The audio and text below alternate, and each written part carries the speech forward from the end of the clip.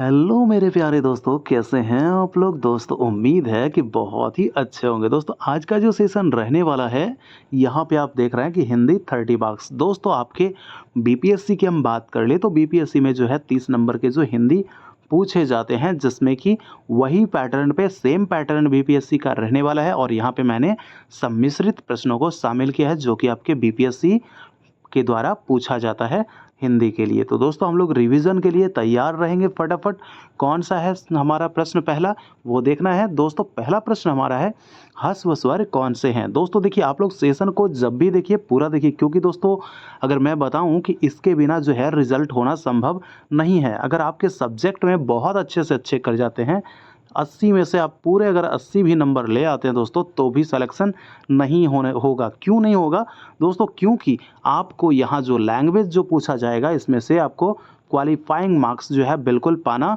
बहुत ज़रूरी हो जाता है। तो दोस्तों यहाँ पे देखिएगा इस दृष्टिकोण से, तो बहुत ही इंपॉर्टेंट सेशन है। पहला प्रश्न है हमारा, ह्रस्व स्वर कौन से हैं। दोस्तों ह्रस्व स्वर की अगर बात कर ले तो ह्रस्व स्वर किन को कहा जाएगा, तो दोस्तों ये वे स्वर हैं जिनकी उत्पत्ति क्या होती है कि दूसरे स्वरों से नहीं होती है।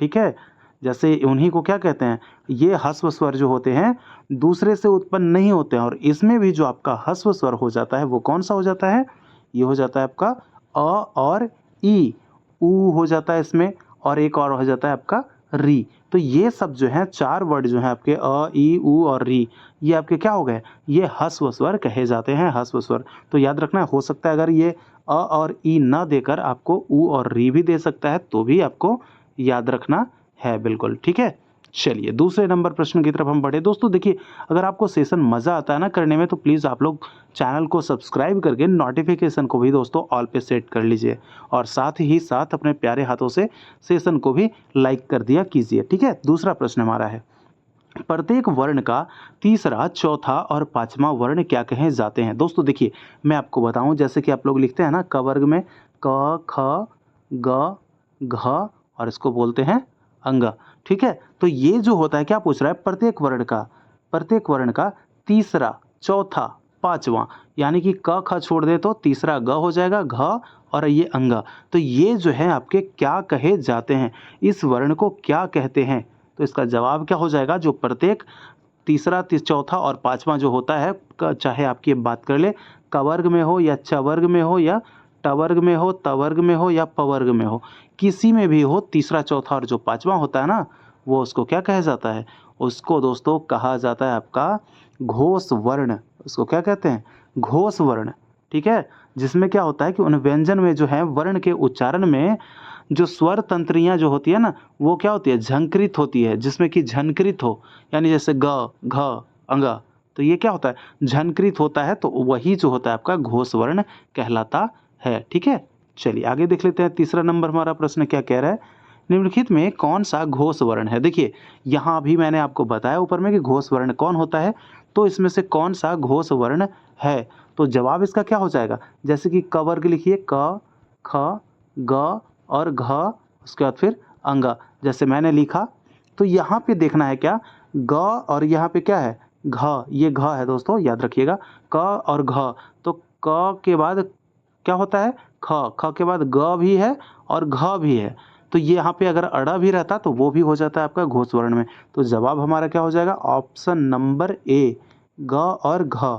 ठीक है, तो यही तीनों को क्या कहा जाता है, घोष वर्ण कहा जाता है। अगर बात कर ले, आपको एक और चीज़ समझा दें, जैसे कि आप लिखिएगा च, छ, ज, झ और ये आपका इया। तो ये जो है ज, झ और इया, ये भी आपके घोष वर्ण के अंतर्गत ही आएंगे। ठीक है, तो यहाँ पे देखिए, यहाँ पे क्या है, च पहला है, पहला लेटर आ जा रहा है, इसलिए ये नहीं होगा, लेकिन झ जो है वो घोष वर्ण है। तो समझते चलिएगा इस चीज़ को। चलिए तीसरा नंबर प्रश्न हमारा क्या कह रहा है कि निम्नलिखित में से कौन युग्मक ध्वनियाँ हैं। कौन सा जो है ध्वनियाँ हैं, कौन सा युग्मक जो है वो ध्वनियाँ हैं। तो आपको बताना है कौन सा युग्मक हो जाएगा। इसमें हो जाएगा आपका ऑप्शन नंबर ए, दिक्कत। ये जो है आपके ध्वनियाँ हैं। ठीक है, जब भी क्या होता है, जब एक ही ध्वनि का द्वित्व हो जाए, जैसे दिक्कत, दिक्कत, तो ये आधा क और क जो हो रहा है ये मिल रहा है, जब भी ऐसा कोई वर्ड हो तो ये आपके युग्मक क्या हो जाएंगे, ध्वनियाँ हो जाएंगे। ठीक है, तो ये आपको याद रखना है, ये ध्वनियाँ कहलाती है। चलिए आगे देख लेते हैं। अगला प्रश्न हमारा 5वां नंबर क्या कह रहा है, निम्नलिखित में नयन कौन सा स्वर संधि है। तो बताना है, इसमें स्वर संधि की पहचान कर दी है कि नयन कौन सा स्वर संधि है। तो इसका जवाब क्या हो जाएगा, कौन सा होगा दोस्तों, यज स्वर संधि है, अयादी स्वर संधि है, या गुण स्वर संधि है, या फिर उपरोक्त में एक से अधिक, या उपरोक्त में से कोई नहीं। तो जवाब क्या हो जाएगा। प्रश्न दोस्तों देखिए बिल्कुल आपको 100% मैं बता दूं, 100% ये बीपीएससी पैटर्न पे आधारित प्रश्न है, ठीक है। तो दोस्तों ये चीज़ आपको ध्यान रखना है। तो ये आप इसमें से इसका जवाब क्या हो जाएगा 5वां नंबर का, तो ये हो जाएगा आपका कौन सा, जवाब क्या हो जाएगा दोस्तों, अयादी स्वर संधि इसका जवाब हो जाएगा, ऑप्शन नंबर बी। देखिए यदि ए ऐ, ठीक है, यहाँ देखिए यदि ए ऐ के बाद कोई भिन्न स्वर आए, ए का य हो जाए, तो वही होता है आपका अयादी स्वर संधि, जिससे कि नयन। तो क्या हो जाता है, ए नयन, ठीक है, नयन, तो ये आपका य हो जाता है, तो यही इसी को अयादी स्वर संधि कहा जाता है। चलिए आगे देख लेते हैं, इनमें से कौन सा तालव्य ध्वनियाँ हैं। तालव्य ध्वनियाँ दोस्तों याद रखना है, तालव्य ध्वनियाँ किसे कहते हैं, तालव्य ध्वनियाँ कौन कौन से हो जाएंगे। तो यहाँ जो हमारा ऑप्शन जो होगा दोस्तों, हमारा जो आंसर होगा यहाँ पे ऑप्शन नंबर डी हमारा आंसर हो जाएगा, उपयुक्त में से एक से अधिक। देखिए तालव्य ध्वनियाँ की हम बात कर ले तो तालव्य ध्वनियाँ यहाँ पे आपके कौन हो जाएंगे, च छ ज झ, ये तालव्य ध्वनियाँ हो जाएंगे, ठीक है।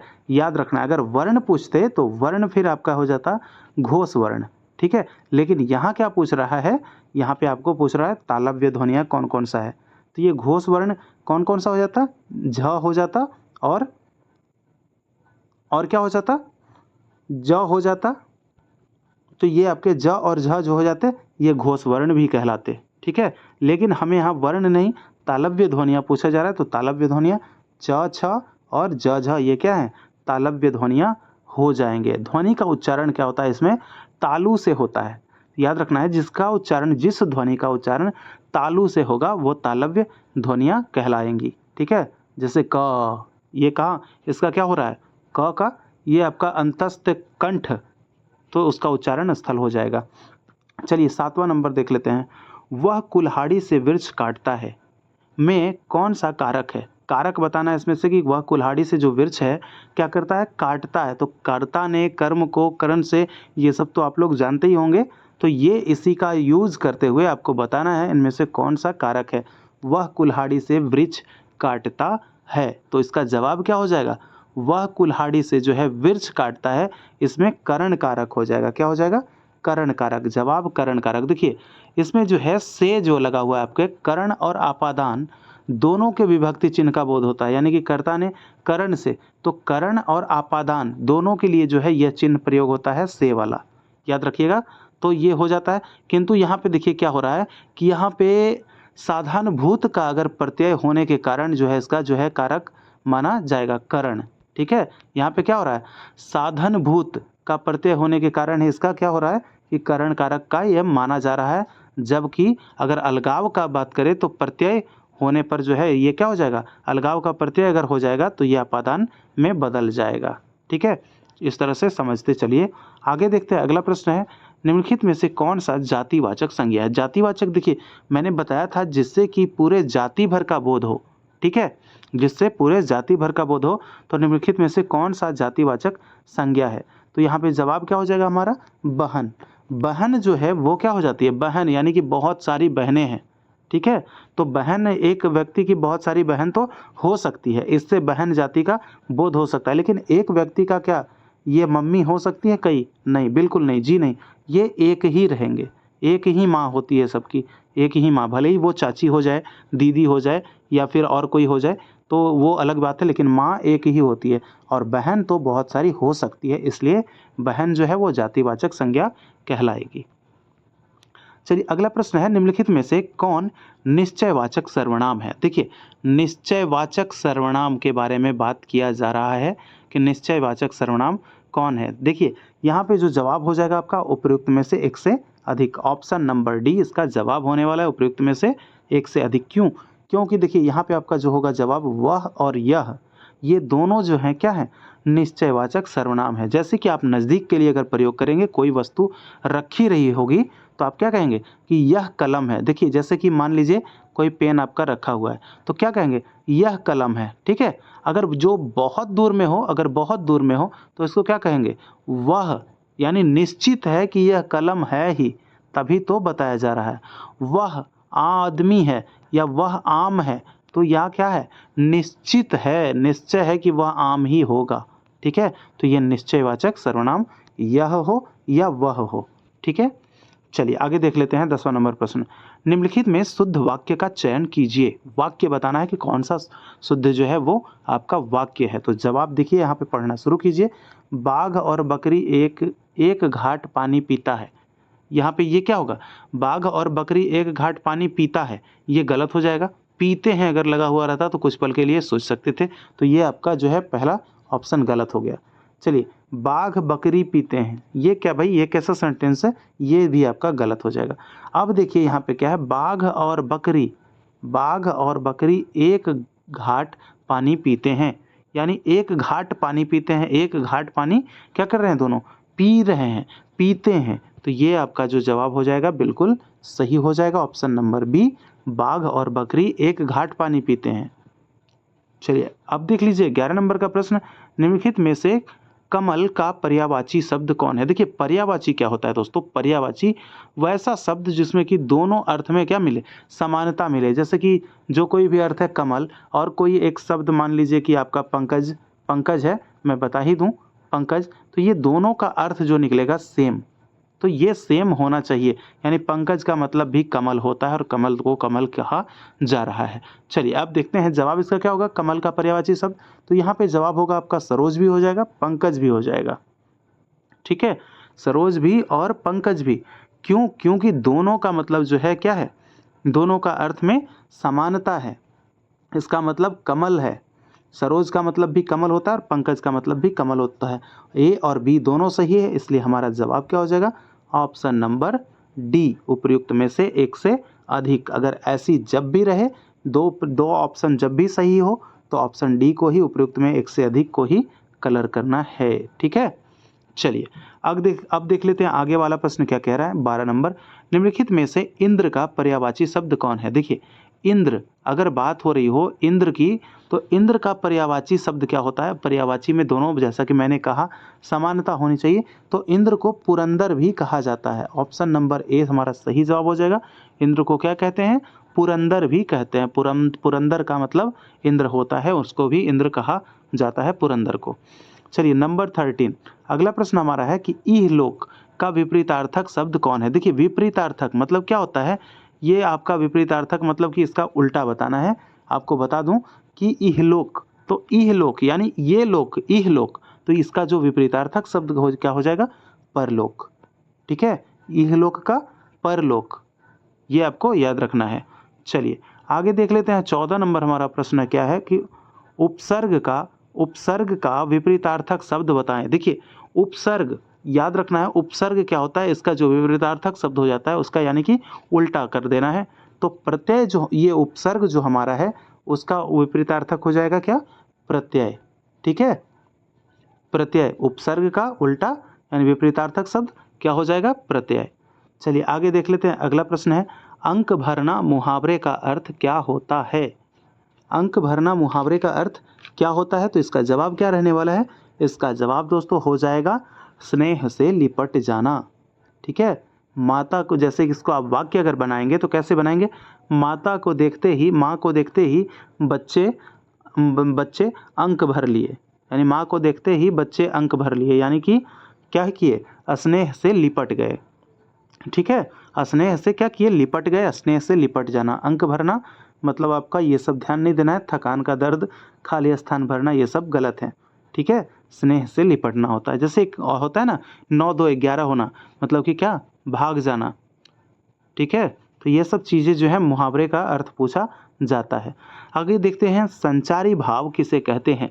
जवाब क्या होगा, संचारी भाव किसे कहते हैं, तो संचारी भाव किसको कहते हैं दोस्तों, ये कहते हैं अस्थाई भावों के सहायक को। Option number B. ठीक है, अस्थाई भावों के सहायक को क्या कहा जाता है, प्रश्न आपसे ऐसे भी पूछ देगा कि अस्थाई भावों के सहायक को क्या कहते हैं, तो उसमें दे देगा संचारी, विचारी, कुछ भी दे सकता है ऑप्शन में। तो आपको याद रखना है इसको क्या कहते हैं, संचारी। ठीक है, क्या कहते हैं इसको, संचारी। ये आपको याद रखना है। इसमें क्या होता है कि संचारी भाव अस्थाई भाव के क्या होते हैं, सहायक होते हैं। संचारी भाव जो होते हैं अस्थाई भाव के सहायक होते हैं और यह जो है परिस्थितियों के अनुकूल जो है घटते या बढ़ते रहते हैं। चलिए 17 नंबर प्रश्न हम देख लेते हैं। निम्नलिखित में से कौन सा रस के भेद हैं। दोस्तों देखिए, अगर आप संगीत के स्टूडेंट हैं तो आपको पता ही होगा कि भरत ने 8 प्रकार के रस बताए हैं भाई। तो वो रस हमारे हिंदी व्याकरण में भी आता है, हिंदी में भी पढ़ना रहता है उसको। तो देखिए, ये 8 रसों का वर्णन वहाँ किए हैं संगीत में, और यहाँ भी क्या है, तो यहाँ भी उस रसों में से कुछ जो नाम आपको याद ही होंगे। चलिए फटाफट जवाब दीजिए कि निम्नलिखित में से कौन सा रस के भेद हैं। तो कौन सा रस का भेद हो जाएगा, हास्य। आप जानते ही हैं, हास्य होता है, रौद्र होता है, करुण होता है, श्रृंगार होता है। तो ये सब क्या है, ये सब रस हैं। इनमें रस के भेद कौन है, आपको हास्य हो जाएंगे, हास्य। चलिए आगे देख लेते हैं नंबर 18, सरल वाक्य किसे कहा जाता है। देखिए, आज तक हम लोगों ने पिछले सेट में जो भी हिंदी का देखा, दोस्तों एक चीज़ और मैं बता दूं आपको कि मैंने आपके लिए जो है जीके जीएस के लिए भी जो है पेपर करवाया है। तो आप उसको देखिएगा जाकर, से आप लोग चैनल पे जाइए और प्लेलिस्ट आप जाकर चेक कीजिएगा, तो वहाँ आपके मिल जाएगा आपको जीके और जीएस के लिए भी। भारतीय राष्ट्रीय आंदोलन से जो है बहुत महत्वपूर्ण प्रश्न जो है दोस्तों वहाँ भी कराए हैं। बहुत सारे प्रश्न उसमें से पूछे भी जाते हैं। और दोस्तों याद रखिएगा, वहाँ पे 1857 के बारे में भी मैंने बताया। 1857 की क्रांति से भी जो है महत्वपूर्ण प्रश्न करवाया गया है। तो देख लीजिएगा आप लोग जीके जीएस के लिए, क्योंकि वो आपके 40 नंबर वाले में वो काम आने वाला है। ठीक है, चलिए अब देखिए सरल वाक्य किसे कहा जाता है। देखिए सरल वाक्य उसे कहते हैं जिसमें एक कर्ता और एक क्या हो, एक क्रिया हो। एक कर्ता हो और एक क्रिया हो, उसे क्या कहते हैं, सरल वाक्य कहा जाता है। एक कर्ता और एक क्रिया। चलिए आगे देख लेते हैं। 19 नंबर का प्रश्न है, पंचवटी में कौन सा समास है। देखिए पंचवटी क्या है, पंचवटी का जो समास हो जाएगा वो कौन सा समास हो जाएगा, दिग्गु समास हो जाएगा। उसको दिग्गु समास कहते हैं। दिग्गु समास में क्या होता है दोस्तों कि इसमें पहला पद जो होता है पद संख्या, वही पद संख्या वाची होती है। पहला पद उसका पद संख्या वाची होता है, वही इसी को कहते हैं क्या, दिग्गु समास। तो पंचवटी में क्या है, पहला क्या है, पहला आपका संख्यावाची, यानी जैसे 5 है पंचवटी। त्रिलोकी, त्रिलोक, ठीक है, त्रिलोक, इसमें क्या है, 3 वाला बोधक करा रहा है। चतुर्भुज वो क्या है, दिग्गु समास है। तो ये संख्यावाची होना चाहिए पहला शब्द। जैसे पंच यहाँ लगा हुआ है ना, पंच, 5 का बोध करा रहा है, ये आपका पंच। तो पंचवटी दिग्गु समास, त्रिलोकी त्रिलोक दिग्गु समास, चतुर्भुज दिग्गु समास। तो ये सब क्या हो जाएंगे, दिग्गु समास के एग्जाम्पल है। चलिए आगे देख लेते हैं। 20 नंबर का प्रश्न हमारा क्या है, अति काल में कौन सा उपसर्ग है। देखिए उपसर्ग और प्रत्यय याद ये होना चाहिए, उपसर्ग और प्रत्यय पूछे भी जाते हैं। देखिए कौन सा उपसर्ग है, उपसर्ग का विपरीतार्थक मैंने बताया आपको कि क्या हो जाता है, प्रत्यय। तो अति काल में कौन सा उपसर्ग पूछा जा रहा है। तो अति काल में जो आपका उपसर्ग हो जाएगा ऑप्शन नंबर बी हो जाएगा आपका अति। ठीक है, अति, और इसका काल क्या हो जाएगा, आल प्रत्यय। ठीक है, ये आपके लास्ट वाले जो है प्रत्यय और फर्स्ट वाला क्या होता है, उपसर्ग। चलिए यदि याद रखिएगा। अगला प्रश्न है 22 नंबर का, इनमें से कौन पुर्तगीज शब्द है। देखिए देशज और विदेशज हम बताए थे, तो वो आपको याद रखना है। जैसे झाड़ू, लोटा, ये सब क्या है, ये सब ये आपके देशज शब्द हैं। और ये क्या है, पूछा जा रहा है पुर्तगीज, यानी कि विदेशज शब्द पूछा जा रहा है। तो यहाँ पे आप लोग सभी देखिए, सभी के सभी जो है विदेशज शब्द हैं। अगर विदेशज पूछता तो इनमें से यहाँ पे हम ये जवाब देते, लेकिन यहाँ पे क्या है, पुर्तगीज शब्द पूछ रहा है। पुर्तगीज जवाब क्या हो जाएगा, आल्पिन। ये पुर्तगीज शब्द है, ये पुर्तगाल का शब्द माना जाता है। जैसे थिएटर ये आपका इंग्लिश वर्ड है, स्लेट ये आपका इंग्लिश वर्ड है। चलिए आगे देख लेते हैं। अगला प्रश्न हमारा क्या है, निम्नलिखित में से कौन सा शब्द अवयव है। शब्दों के बारे में बताना है कि कौन सा शब्द जो है अवयव हो जाएगा। तो अवयव क्या हो जाएगा, कौन सा शब्द, तो इसका जवाब देना है। इसका जवाब हो जाएगा ऑप्शन नंबर ए, ये जो है आपका ठीक जो है क्या है, अवयव शब्द है। ठीक है, ठीक है, जो ये आपका अवयव शब्द है। आम्र क्या हो जाता है, आम्र तत्सम, तत्सम, ये संस्कृत वर्ड जो भी आपके हिंदी में डायरेक्ट आकर प्रयोग हो जाते हैं उसको तत्सम कहते हैं। और ये आम जो है आपका, ये है तद्भव, तद्भव। तो आता है आपको तद्भव और तत्सम पहचानने के लिए भी आता है। पिछले सेट में तो हम करवाए हैं तत्सम और तद्भव के भी बारे में। अगर नहीं देखे हैं तो जाके हिंदी का और सेशन पड़ा हुआ है, जाके उन सभी को भी देख लिया कीजिएगा, ठीक है। तो दोस्तों ये थे आपके जो है आज के हिंदी के महत्वपूर्ण प्रश्न, जो कि आपके फुल्ली 100% बीपीएससी पैटर्न पे आधारित था और ऐसे ही प्रश्न जो है पूछे जाते हैं बीपीएससी के अंदर में। चाहे आप बात कर ले TRE 4 हो, TRE 3 हो, या फिर TRE 1 में जो पूछा गया, TRE 2 में जो पूछा गया, सब सेम पैटर्न पे, इसी पैटर्न पे पूछा गया है, ठीक है। तो दोस्तों आप लोग अगर जीके जीएस का नहीं देखे हैं सेशन तो उसको भी देख लीजिए, क्योंकि वो भी आपके लिए महत्वपूर्ण है। और संगीत का तो रेगुलर आप लोगों के लिए चल ही रहा है, ठीक है। तो कैसा लगा सेशन दोस्तों, मुझे आप लोग कमेंट करके बताइए और फटाफट लिखिए, आप लोग सभी लोगों का जवाब आना चाहिए। तो हम मिलते हैं आपसे अगले सेशन में, जब तक के लिए इजाज़त चाहते हैं। जय हिंद, जय भारत।